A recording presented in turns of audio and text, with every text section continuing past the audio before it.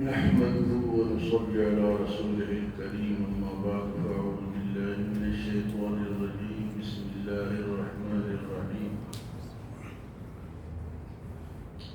عن أنس بن مالك رضي الله عنه قال قال رسول الله صلى الله عليه وسلم طلب العلم فريضة على كل مسلم ووادع العلم عند غير أهله كمقلد الخنازير الجوهر واللؤلؤ والذهب أو كما قال عليه الصلاة والسلام. حضرت انس بن مالک رضی اللہ تعالیٰ عنہ روایت فرماتے ہیں کہ حضور علیہ الصلاۃ والسلام نے ارشاد فرمایا علم حاصل کرنا ہر مسلمان پر فرض ہے. طلب العلم فریضۃ علی کل مسلم. علم حاصل کرنا ہر مسلمان پر فرض ہے. علم کو نااہلوں کے سپرد کرنے والا ایسے ہی ہے جیسے خنزیروں کو ہیرے جواہرات اور سونے کے ہار پہنانے والا. دو باتیں اس حدیث مبارک میں ہیں. ایک تو ہے کہ علم حاصل کرنا ہر مسلمان پر فرض ہے. تو علم کتنا علم حاصل کرنا فرض ہے؟ یہ پورا عالم بن جائے نہیں. اتنا علم جس سے اس کے روزمرہ کے جو دینی معاملات ہیں وہ ٹھیک ہو، اس کی نماز ٹھیک ہو، اس کا روزہ ٹھیک ہو، اس کے معاملات ٹھیک ہو. اتنا پتہ ہر مسلمان کو ہونا چاہیے. اتنا علم ہر مسلمان کو حاصل. ایک تو ہے پورا علم کہ وہ پورے مدرسے میں داخلہ لے اور پورا علم حاصل. وہ نہیں اتنا علم جس سے روزمرہ کے اس کے مسائل میں وہ غلطی نہ کرے. نماز میں غلطی نہ کرے، روزے میں نہ کرے، حج میں نہ کرے، زکوٰۃ میں نہ کرے. یہ اس کے لیے ضروریات ہیں. اتنا علم ہر مسلمان کو ہونا چاہیے. اب یہ ہم کس طرح حاصل کریں؟ اس کے لیے کوشش کرنی ہے. علم والوں کے پاس بیٹھنا ہے، ان سے سیکھنا ہے، ان سے پوچھنا ہے، ان کے محفلوں میں بیٹھنا ہے. کوئی مسئلہ سمجھ میں نہ آ رہا ہو اس کو بار بار پوچھنا ہے تاکہ ہماری نماز کم سے کم درست ہو، ہمارے عبادات میں کوئی غلطیاں نہ ہو. عبادت بھی کر رہے ہو غلط کر رہے ہو تو پھر ویسے ہی ٹکرے مارنے کا فائدہ نہیں ہے. علم کے ساتھ کریں گے تو وہ اتھینٹک عبادت ہوگی. اور اسی طرح دوسرا حصہ ہے کہ فرمایا کہ علم کو نااہلوں کے سپرد کرنے والا ایسے ہی ہے جیسے خنزیروں کو ہیرے جواہرات اور سونے کے ہار پہنانا. تو علم کے لیے بھی کوئی اچھا انسان ہو. ہر غیرہ جو ہے وہ علم کو حاصل، لیکن اکثر یہی ہوتا ہے کہ ایسے لوگوں کے حوالے ہو جاتا ہے جو خود بھی گمراہ ہوتے ہیں اور دوسروں کو بھی گمراہ کرتے ہیں. تو علم حاصل کرنے کے لیے بھی اچھے لوگ ہونے چاہیے. آپ جس کے سمجھ میں نہ آ رہا ہو وہ لوگوں کو مسائل سمجھائیں. آپ نے نیٹ پہ دیکھا ہوگا ایسے ایسے لوگ بیٹھتے ہیں کہ جن کے نہ آگے کا پتہ ہے نہ پیچھے کا پتہ ہے. وہ مسائل بتا رہے اور ہم سن رہے اور ہم اس پہ عمل کر رہے ہیں. تو علم کے لیے بھی خاص لوگ ہونے چاہیے جو کہ اہل ہو. تو علم حاصل کرنا اتنا کہ ہر مسلمان اپنے مسائل کو سمجھ سکے یہ فرض ہے. انسان کے دل میں خیالات آتے رہتے ہیں، سوچ آتی ہے، نماز میں آتی ہے، ویسے چلتے ہوئے آتی ہے. تو خیالات میں پکڑ نہیں ہے. نماز میں آ گیا، ویسے چلتے ہوئے آ گیا.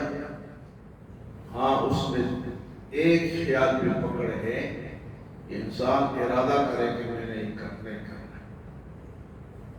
تو اس پہ پھر پکڑ اس کو پکا کر لے. خیال ہے اس کو پکا کر لے، اسے پیچھے چل پڑے. نماز میں خیال آئے تو فوراً کیا کرنا چاہیے؟ اس خیال کو جھٹک کے اپنے نماز کی طرف متوجہ ہو جائے، جو پڑھائی کر رہا ہے اس کے طرف توجہ، پھر خیال آئے پھر متوجہ ہو جائے، پھر آئے پھر متوجہ ہو جائے۔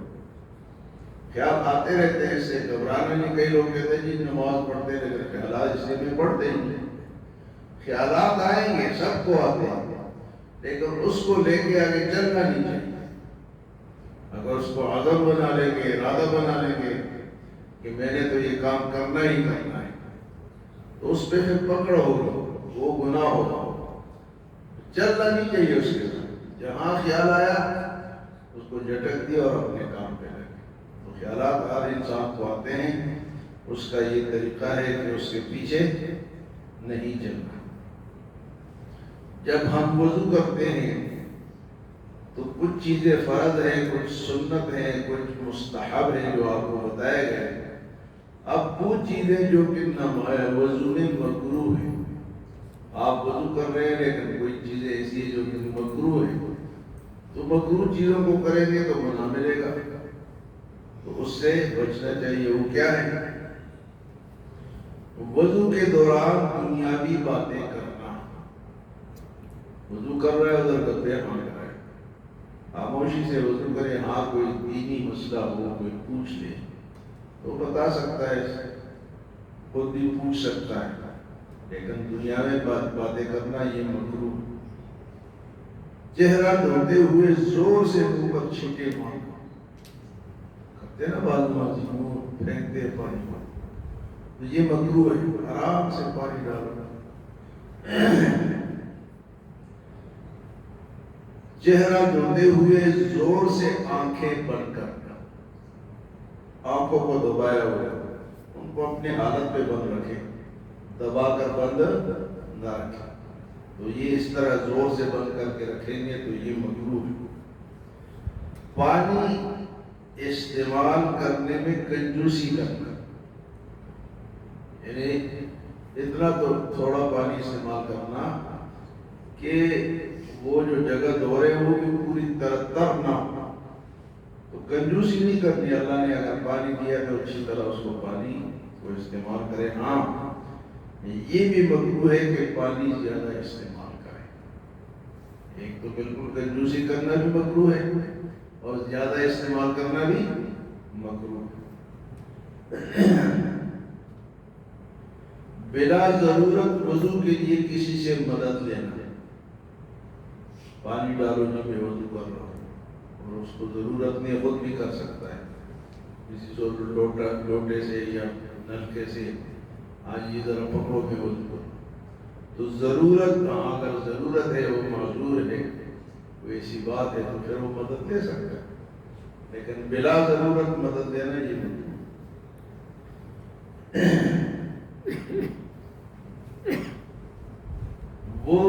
وہ باتیں جن سے وضو ٹوٹ جاتا ہے، نوافل سے وضو، پیشاب پخانے کے مقام سے کسی چیز کا نکلنا،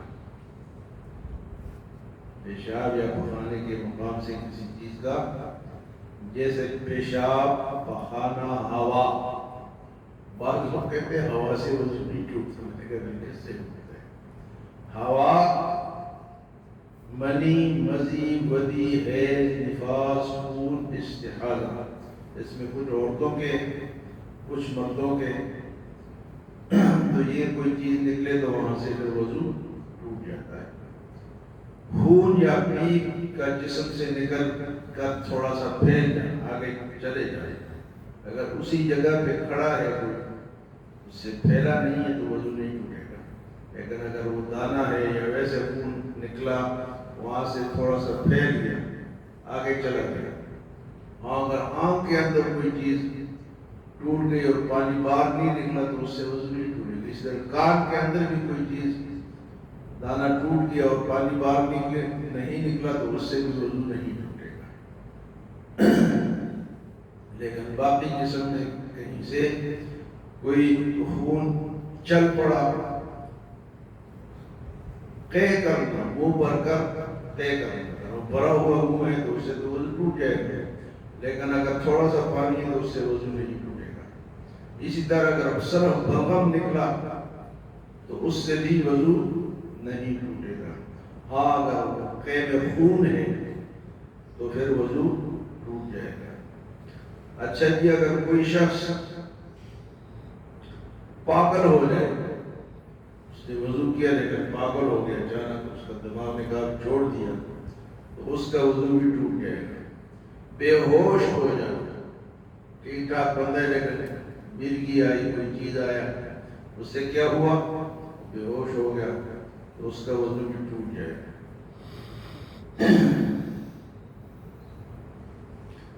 کوئی نشہ آور چیز کھانا جس سے انسان کے چال ڈال میں فرق آئے، اس سے بھی وضو ٹوٹ جائے گا۔ سو جانا، اب سونے کہ اگر اس طرح بیٹھا ہوا ہے جس طرح میں بیٹھا ہوا ہوں، یا نماز کی حالت میں بیٹھا ہوا ہے اور آنکھ لگ گئی تو اس سے تو وضو نہیں ٹوٹے گا۔ لیکن اگر وہ اس طرح ٹیک لگائے اس نے، یا دیوار کے ساتھ ٹیک ہے، یا ایک پاؤں اٹھا کے بیٹھا ہوا ہے اور اس طرح سو گیا تو وضو ٹوٹ جائے گا۔ لیکن اگر وہ یوں آدمی پالتی سے کہتے ہیں اس طرح بیٹھا ہوا ہے، آپ جس طرح کی نماز کی حالت میں جس طرح حاجی صاحب بیٹھے ہوئے، تو ایسی حالت میں اگر وہ سو گئے تو وضو نہیں ٹوٹے گا۔ اور صرف اونگ آنے سے بھی وضو نہیں ٹوٹتا۔ آپ بیٹھے ہوئے اچانک اونگ آ گئی تو اونگ سے بھی وضو نہیں ٹوٹتا۔ آج یہ ہنسنے کے تین حالت ہیں، ایک تبسم، ایک ضحک اور ایک قہقہ۔ تبسم سے بھی نہیں ٹوٹتا، ضحک تھوڑی سی آواز، لیکن اگر اس نے قہقہ مارا ہے اور ہنسا ہے تو وضو بھی ٹوٹ گیا اور نماز بھی ٹوٹ گیا۔ قہقہ مارنے کی اجازت کسی حالت میں نہیں ہے۔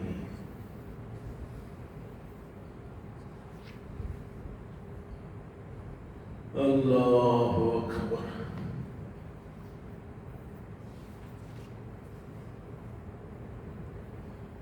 اچھا جی، اب بعض چیزیں عوام میں مشہور ہے کہ اس سے کرنے سے وضو ٹوٹ جاتا ہے۔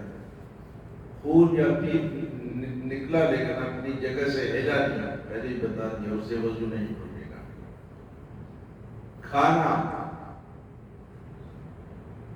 یا جلے ہوئے خون کی قے ہو گئی لیکن منہ بھر کر نہیں ہوئی، معمولی سی قے ہوئی تو اس سے بھی وضو نہیں ٹوٹے گا۔ بلغم کی قے سے بھی وضو نہیں ٹوٹے گا۔ بیوی کو چھونے سے بھی وضو نہیں ٹوٹتا۔ اپنی شرمگاہ کو چھونے سے بھی وضو نہیں ٹوٹتا۔ بعض لوگ یہ مسئلہ بھی پوچھتے کہ میں نے ہاتھ لگا دیا وضو ٹوٹ گیا۔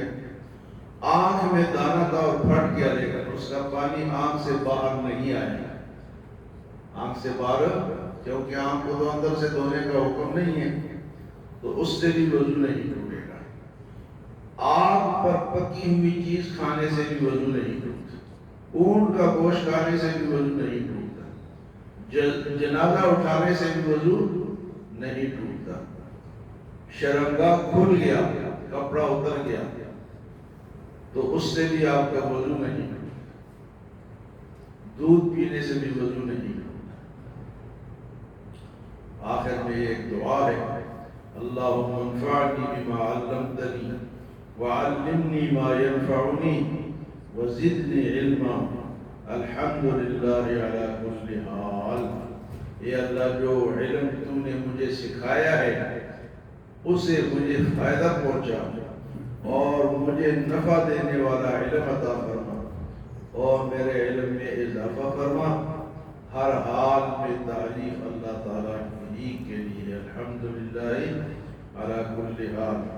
اللہم صلی علی محمد النبی الامی وازواجہ امہات المؤمنین وذریتہ وأهل بيته كما صليت على إبراهيم إنك حميد مجيد۔ اللہ ہمیں سمجھ